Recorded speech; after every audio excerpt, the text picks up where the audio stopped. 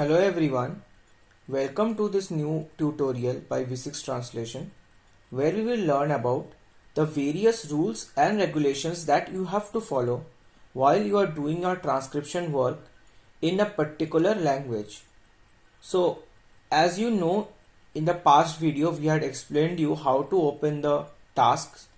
So this is a task window, and as the very essential step we'll click on parking lot as usual, and then we'll click on the question ID, and after that we will click on open parked question.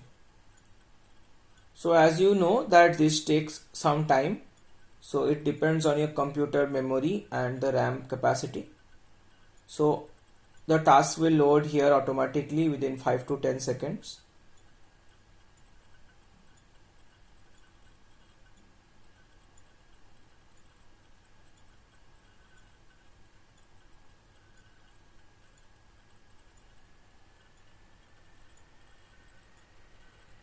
So here the task has been loaded properly.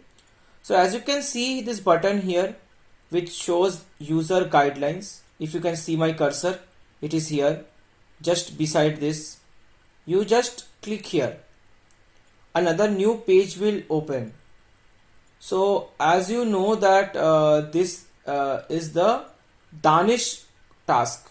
So this is the Danish language which is being mostly spoken in Denmark. So over here I will go to this punctuation. So when I click on punctuation, I can go to the overview of punctuation. Here I can see that what are the correct formats of punctuation, when you have to put a comma, when you have to put a full stop. So here you can see that when you have to use a comma is required, when a question mark is required, when you have to use other symbols in your particular language, what is the format for spoken punctuations, what are the format for colon and quotations. All of these you can be able to see all the rules over here. Also when you click on transcription quality, you can learn what is the proper method or the correct method in which you have to do the transcription, and only then will it be considered to be correct work. So here you can understand the context, when you have to use the capital alphabets and when you have to use small alphabets. Here you will also learn about what missing words can you add or which words can you substitute, what is the spacing that you need to give between two words or when you are changing sentences, when you have to put quotation marks and punctuations.